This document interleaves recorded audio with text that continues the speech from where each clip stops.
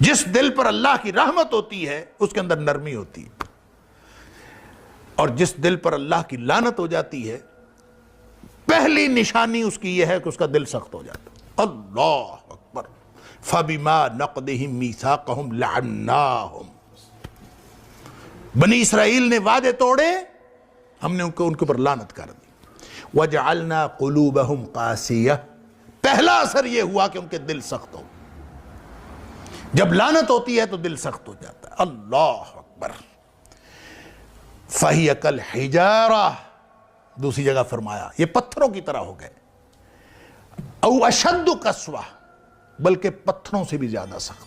پتھر کے اندر نرمی ہوتی ہے اور لعنتی دل کے اندر نرمی نہیں ہوتی، یعنی دل جس کے اوپر لعنت ہوئی ہو وہ زیادہ سخت ہوتا۔ لوگ کہتے ہیں رونا نہیں آتا، نماز پڑھتے ہیں دعا کرتے ہیں رونا نہیں آتا، کعبۃ اللہ میں بیٹھے ہوتے ہیں رونا نہیں آتا۔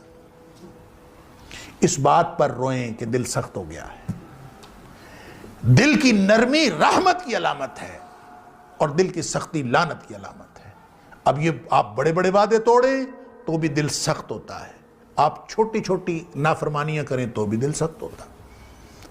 نبی اکرم صلی اللہ علیہ وسلم نے فرمایا، مثال کے طور پر ترمذی شریف کی حدیث ہے، نبی اکرم صلی اللہ علیہ وسلم نے فرمایا یہ جو گپ شپ میں بیٹھے رہتے ہیں نا، اللہ گپیں بیٹھے ہیں، ہانک رہے ہیں، گپیں گفتگو چل رہی ہے، چاہے بڑے بابے بیٹھے چاہے چھوٹے چاہے نوجوان جو بھی، فرمایا لا تکثر الکلام بغیر ذکر اللہ، لوگو ایسی گفتگو، ایسی گپ شپ، لمبی لمبی گفتگو وہ نہ کیا کرو بغیر ذکر اللہ، جس میں اللہ کا ذکر نہ ہو،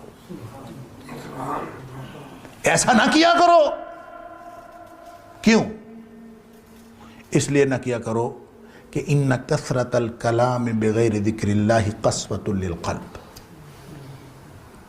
وہ جو گفتگو اس طرح کی ہوتی ہے جس میں اللہ کا ذکر نہیں ہے، وہ گپ شپ ہو، وہ دنیا کی باتیں ہوں، وہ کاروبار کی باتیں ہوں، وہ جو مرضی، جس میں اللہ کا ذکر نہیں، وہ گھر کے معاملے ہیں جو بھی چلتے رہتے ہیں، اللہ کی یاد کے بغیر جو کثرت کلام ہوتا ہے، فرمایا وہ دل کی سختی کا باعث بنتا ہے۔ وَإِنَّ أَبْعَدَ اللَّهِ القلب القاسی، اور اللہ کی لعنت اس شخص پر ہوتی ہے جو اللہ سے سب سے زیادہ دور ہوتا ہے، وہ سخت دل والا ہوتا ہے۔ اس کا مطلب یہ ہے کہ ہم جو چھوٹی چھوٹی گپ شپ کر رہے ہوتے ہیں، ہماری تو زندگی اس طرح سے گزر رہی ہے، ذکر تو ہوتا ہے تھوڑا بہت نماز کے وقت، وہ بھی جس کو اللہ توفیق دیتا ہے، اس کے بعد سمجھتے ہیں کہ اب تو ضرورت ہی نہیں، اگلی نماز آئے گی دیکھا جائے گا، درمیان میں کوئی اللہ کی یاد نہیں، کوئی اللہ کا ذکر نہیں، لطیفے چل رہے ہیں، گپ شپ چل رہی ہے، گھر بات معاملات، اس سے دل کی سختی بڑھ رہی ہے۔ اللہ ان کثرت الکلام بغیر ذکر اللہ قسوۃ للقلب، یہ دل کی سختی ہے، اور جس کا دل سخت ہو گیا وہ ابعد الناس من اللہ، وہ اللہ سے سب سے زیادہ دور لوگوں میں سے وہ ہوتا ہے، اور ابعد کا مطلب ہوتا ہے رحمت سے دوری، اور جو رحمت سے دوری ہوتی ہے وہ لعنت ہوتی ہے۔ تو سب سے زیادہ دور اللہ کی رحمت سے وہ کون ہوتا ہے؟ القلب القاسی، سخت دل والا ہوتا ہے۔ اب میں اور آپ، ہم کا سب جو زندگی گزار رہے ہیں، اس میں لمحہ لمحہ ہم دل کی سختی کا انتظام کر رہے ہیں، ہر چیز دل پر اثر کر رہی ہے، لیکن سب سے زیادہ جو چیز دل پر اثر کرتی ہے نا، جو دل کو سخت بناتی ہے، وہ آنکھ اور زبان کا عمل۔ انسان کسی چیز کو دیکھے، نبی کریم صلی اللہ علیہ وسلم نے فرمایا یہ جو نظر ہے نا، سہم من سہام الشیطان، یہ شیطان کے تیروں میں سے ایک تیر ہے۔ نگاہ کسی چیز پر پڑتی ہے، متاثر بیچارہ دل ہوتا ہے۔ آپ عمل کر کے دیکھ لیں، آپ تجربہ کر کے دیکھ لیں، جس شخص کی بد نظری ہوئی ہو، وہ چاہے ظاہری طور پر بد نظری ہوئی ہو، چاہے آپ نے اس کو کسی تصویر کو دیکھا ہو، چاہے آپ نے کسی گلی محلے میں بد نظری کی ہو، کسی بھی طرح کی بد نظری، بد نگاہی، اگر آنکھ نے ایسا کچھ دیکھا ہے جو حرام ہے اس کے اوپر دیکھنا، اس کے بعد آپ نماز پڑھیں، ہو ہی نہیں سکتا کہ نماز کے اندر خشوع و خضوع متاثر نہ ہو۔ دیکھا کہیں اور، نماز کہیں اور پڑھ رہے ہیں، دل متاثر ہو چکا ہوتا ہے۔ یہ ہو نہیں سکتا کہ انسان آ کے اس کے بعد عبادت کرے، اس کی عبادت میں خشوع و خضوع کا وہ لیول اور وہ سطح قائم رہے جو اس سے پہلے تھی۔ کیوں؟ اس لیے کہ جب آپ نے بد نگاہی کی، نگاہ پڑی، وہ شیطان کے تیروں میں سے تیر ہے، اس کا پہلا وار جو ہے اپنے دل پر چلتا ہے، بس حالات خراب ہو جاتے ہیں۔ جب حالات خراب ہوتے ہیں، اچھا جی پھسلن ہے، اللہ معاف کرے، آپ اگر پھسلتے چلے جائیں، جس دن آپ کو دل کی سختی محسوس ہونا بند ہو جائے، دل کی سختی ہو، دل آلودہ ہو رہا ہو اور اس کا احساس بھی ختم ہو جائے کہ میرا دل آلودہ ہو رہا ہے، اگر تو نقطہ لگا، سیاہ نقطہ، احساس ہو گیا، آپ نے اس کے بعد نیکی کی، اللہ سے توبہ کی، نقطے مٹ گئے، صاف ہو گئے۔ اگر یہ احساس بھی ختم ہو گیا نا کہ کوئی مسئلہ ہو رہا ہے، کوئی بات نہیں، خیر ہے، بس جس دن آپ نے اس بات کی پرواہ کرنی چھوڑ دی، سمجھ لیجئے کہ اس کے بعد آپ ایک ایسی کھائی کی طرف پھسلتے چلے گئے۔ نبی اکرم صلی اللہ علیہ وسلم فرمایا، حجبت الجنت بالمکارہ وحجبت النار بالشہوات۔ یہ جو دل کو اچھی لگتی ہیں نا چیزیں، انسان کا دل کشش کرتا ہے، یہ پھسلن ہے جہنم کی طرف، جہنم کے گرد ان کی باڑ ہے۔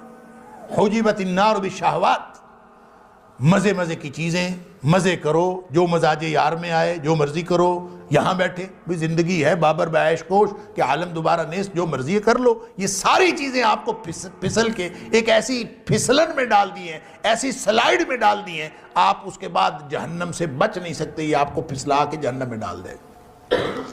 حجبت الجنت بالمکارہ، جنت میں جانا ہے تو نفس کو لگام ڈالنی پڑے گی، مکروہات نفس، دل کو مشکل لگتے ہیں کام، اس کو مائل اور قائل کرنا پڑتا ہے، اور مائل قائل کر کے بڑی مشکل سے، کب آسان ہے بھائی، اپنے دل کے خلاف اٹھ کے آپ سردیوں میں اٹھ کے نماز پڑھنا، روزے رکھنا، خدمت خلق کرنا، اپنی جیب میں سے پیسے خرچ کرنا، علی ھذا القیاس، جتنے بھی حقوق اللہ اور حقوق العباد کی چیزیں ہیں، بڑی مشکل، دل کو قائل کرنا پڑتا ہے۔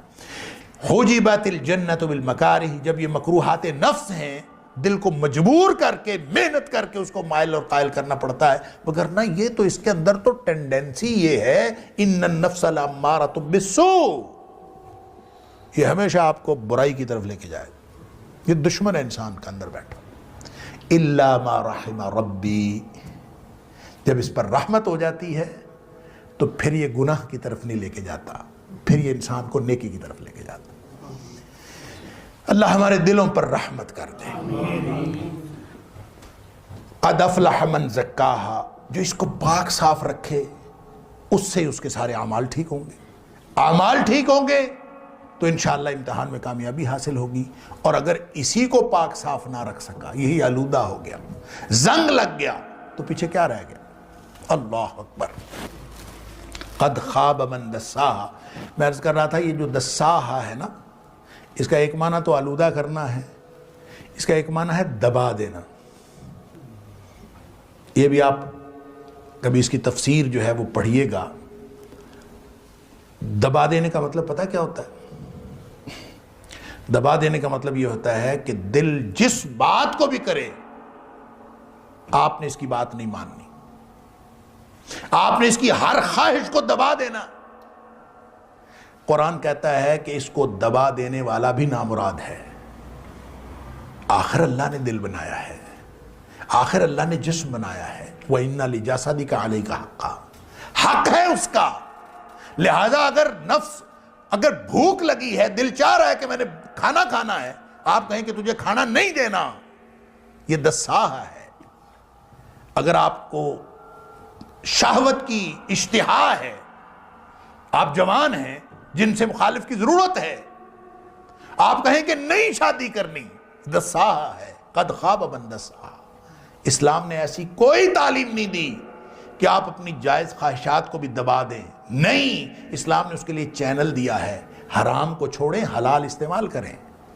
اللہ نے کوئی چیز ایسی نہیں رکھی جس کے لیے حلال کا کوئی راستہ نہ رکھا ہو، اور اگر آپ کا دل کرتا ہے آپ حرام کام چھوڑیں، حلال کا راستہ اختیار کریں۔ وہ حلال کا راستہ اختیار کر کے جب خواہش نفس پوری کریں گے تو اس میں بھی ثواب ہوگا۔ نبی پاک صلی اللہ علیہ وسلم فرمایا فی بضع احدکم صدقہ، تم اگر تعلق زوجیت قائم کرتے ہو تو اس میں بھی ثواب ملتا ہے۔ صحابہ حیران ہو، ایک آدمی خواہش نفس پوری کرتا ہے، اس کو ثواب کیسے ملتا ہے؟ اللہ اکبر۔ نبی اکرم صلی اللہ علیہ وسلم فرمایا اگر وہ حرام کاری کرے تو گناہ نہیں ملے گا؟ ملے گا۔ جب گناہ ملے گا حرام کاری کرنے سے تو حلال کاری کرنے سے ثواب کیوں نہیں ملے گا؟ لہذا مومن کا جو کھانا پینا سونا جاگنا سب ثواب ہے۔ یہ سوتا ہے اپنے آرام کے لیے، جسم کے آرام کے لیے، چونکہ وہ مومن ہے، چونکہ اس نے اپنے سارے معاملات کو حلال کے دائرے میں محدود کر لیا ہے اور حرام سے بچنے کا تہیہ کر رکھا ہے، اس لیے اس کا سونا جاگنا بیٹھنا اٹھنا سب ثواب بن جاتا ہے۔ لہٰذا اس جسم کو، اس دماغ، اس دل کی خواہش کو دبانا مقصود نہیں ہے، اس کو اس راستے پر رکھنا مقصود ہے جو راستہ اللہ اور اس کے رسول صلی اللہ علیہ وسلم نے دیا۔ دیکھیں سادہ سی بات ہے، اللہ تعالیٰ نے قرآن میں فرمایا کہ تم ایسا کرو کہ میں نے دل ایک صاف ستھرا ایک سٹینڈرڈ پہ تمہیں دیا، تم ایسا کرو کوئی نیا کارنامہ سر انجام نہ دو، کچھ بھی نہ کرو، صرف وہ دل اسی حالت میں میرے پاس واپس لے آؤ۔ کم از کم اس کو گدلہ تو نہ کرو، کم از کم اس کو آلودہ تو نہ کرو، اس کو آلودگی سے بچا کر ویسا ہی میرے پاس لے آؤ۔ اللہ اکبر۔ یوم لا ینفع مال ولا بنون الا من اتی اللہ بقلب سلیم۔ فرمایا اس دن نہ مال کام آئے گا نہ بیٹے کام آئیں گے، کام یہ آئے گا کہ صحیح سلامت دل واپس جا کے اللہ کے سامنے سپرد کرتا ہوں۔ الا من اتی اللہ بقلب سلیم، جو صحیح سالم دل لے کے آ گیا، جیسا اللہ نے سٹینڈرڈ پہ دل دیا تھا اس نے اس کو آلودہ نہیں ہونے دیا۔ قد خواب من دساہا ہے نا، جو اس کو آلودہ کرے گا وہ نامراد ہوگا، اس نے آلودہ نہیں کیا، بلکہ اس نے یہ کیا قد افلح من زکاہا، اس کا تزکیہ کرتا رہا، اور تزکیہ کا کوئی طریقہ اور نہیں ہے۔ تزکیہ کا طریقہ کس نے بتایا؟ یہ آپ بیٹھ جائیں اور خاص قسم کے چلے کاٹنے شروع کر دیں تزکیہ نفس کے لیے۔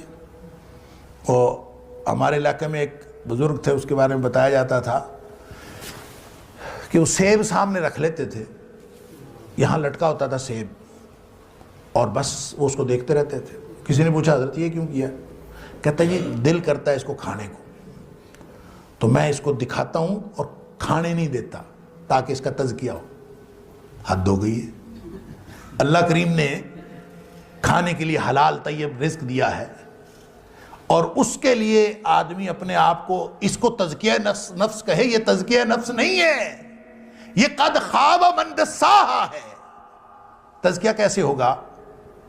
لقد من اللہ علی المؤمنین اذ بعث فیہم رسولا من انفسہم یتلو علیہم آیاتہ ویزکیہم۔ تزکیہ کا طریقہ اور تزکیہ کرنے کے لیے نبی اکرم صلی اللہ علیہ وسلم تشریف لائے۔ لہٰذا ہر وہ چیز، ہر وہ بات تزکیہ کی ہے جو نبی پاک صلی اللہ علیہ وسلم نے بتائی، اس سے دل کا تزکیہ ہوتا۔ اور اگر انسان کوئی اور کام کرے جو خود ساختہ ہو تو تزکیہ نہیں ہوتا، اس سے دل مزید آلودہ ہوتا ہے، یا اس کو اس کے سارے جو خیالات ہیں ہم اس کو دبا دیں گے، حلال جذبوں کو بھی دبا دیں گے، تو یہ بھی آپ کے لیے نامرادی کا باعث بن سکتا ہے۔ اللہ تعالیٰ معاف فرمائے۔ آخری حدیث عرض کر کے میں بات اپنی مکمل کرتا ہوں۔ نبی اکرم صلی اللہ علیہ وسلم نے ایک دفعہ یہ فرمایا، اب دیکھیں پورا کا دار و مدار جو ہے وہ نفس پر ہے۔ اللہ اکبر۔ اور نفس کو ہر چیز آلودہ کر رہی ہوتی ہے۔ میں نے عرض کیا کہ زبان اور آنکھ سب سے زیادہ آلودہ کرتی ہے، سارے اعمال آلودہ کرتے ہیں لیکن سب سے زیادہ یہ ہے۔ اور زبان کے اوپر تو اللہ اکبر، نبی اکرم صلی اللہ علیہ وسلم فرمایا زبان جو ہے نا، یہ تو صبح صبح جب انسان اٹھتا ہے نا تو سارے کے سارے انسان کے جو اعضاء ہیں تو کفر اللسان، یہ زبان کی منتیں کرتے ہیں۔ صبح جب انسان اٹھتا ہے تو سارے کے سارے جو اعضاء ہیں یہ اعضاء انسان کی زبان کی منت کر رہے ہوتے ہیں، اس کو کہہ رہے ہوتے ہیں کہ تو ہمارے بارے میں اللہ سے ڈرتی رہنا، اس لیے کہ تو اگر سیدھی رہی تو ہم سارے سیدھے رہیں گے، اور تو اگر خراب ہو گئی تو ہم سب بگڑ جائیں گے، تو اگر ٹیڑھی ہو جائے گی تو ہم بھی ٹیڑھے ہو جائیں گے۔ گویا زبان کی وجہ سے انسان کے سارے اعمال بگڑتے ہیں، اور اس کا مطلب یہ ہوا کہ آنکھ اور زبان یہ سب سے زیادہ دل پر اثر انداز ہوتے ہیں۔ اللہ تعالیٰ معاف فرمائے، ایک لفظ ایک کلمہ انسان کے دل کو آلودہ کر سکتا ہے۔ تو نبی اکرم صلی اللہ علیہ وسلم فرمایا کہ یہ جو دل ہے نا، اس کو زنگ لگ جاتا ہے۔ ان القلوب لتصدع کما یصدع الحدید اذا اصابہ الماء، دلوں کو زنگ لگ جاتا ہے جس طرح پانی میں لوہا پڑا رہے تو اس کو زنگ لگ جاتا ہے، اسی طرح دل کو بھی زنگ لگ جاتا ہے۔ اور پانی میں لوہا پڑا رہے تو اس کو زنگ لگ جاتا ہے تو کیا ہوتا ہے؟ ناکارہ ہو جاتا ہے۔ جس طرح لوہا ناکارہ ہو گیا، اس کا مطلب دل بھی ناکارہ ہو گیا۔ دل میں سے نصیحت کا کرنٹ ہی پاس نہیں ہوتا، کچھ بھی نہیں ہوتا۔ زنگ جس چیز کو لگا ہوتا ہے، یہ جو تاریں ہوتی ہیں نا، بجلی کی تاریں، وائرز، ان کو زنگ لگ جاتا ہے، بعض اوقات سپارکنگ وغیرہ کی وجہ سے، وہ بعض اوقات پانی کی وجہ سے ان کو زنگ لگ جاتا ہے، کرنٹ نہیں پاس ہوتا اس میں سے۔ تو دل کو زنگ لگ گیا تو نصیحت کا کرنٹ پاس ہونا بند ہو گیا۔ تو تار تو ہم چینج کر لیتے ہیں، دل کیسے چینج کریں؟ دل تو وہی ہے، اب اس کو کیسے چینج کریں؟ زنگ لگ گیا، کما یصدع الحدید اذا اصابہ الماء، تو دلوں کو زنگ لگ گیا۔ اور صحابہ کرام کو معلوم تھا کہ دل کو زنگ لگ گیا تو پورا جسم خراب ہو گیا، نبی پاک صلی اللہ علیہ وسلم نے خود فرمایا۔ تو پھر کیا کریں؟ ایک دل ہے، اسی کو زنگ لگ گیا، وہی خراب ہو گیا، تو اب کیا کریں؟ تو پریشانی ہوئی صحابہ کرام کو، تو عرض کیا اللہ کے رسول صلی اللہ علیہ وسلم، اب ظاہر دل تو نیا لگ نہیں سکتا، اب اس زنگ کو اتارنے کا کوئی طریقہ ہے؟ فرمایا وما جلاؤہا یا رسول اللہ صلی اللہ علیہ وسلم، اللہ کے رسول صلی اللہ علیہ وسلم، اس کو زنگ کو دور کرنے کا کوئی طریقہ ہے؟ کوئی منجن، کوئی ریگ مال کہ اس کو رگڑیں، ختم کر دیں، وہ تجلیہ نفس ہو جائے، پاکیزہ ہو جائے، اوصاف حمیدہ کو قبول کرنے کے لیے تیار اور آراستہ ہو جائے؟ کوئی ہے طریقہ؟ نبی اکرم صلی اللہ علیہ وسلم فرمایا ہاں ہے، اللہ کثرت ذکر الموت و تلاوت القرآن، فرمایا کہ اپنی موت کو زیادہ زیادہ یاد کیا کرو، اور دوسرا قرآن پاک کی تلاوت زیادہ کیا کرو۔ یہ دو باتیں اگر کی جائیں تو دلوں کا زنگ اترتا ہے۔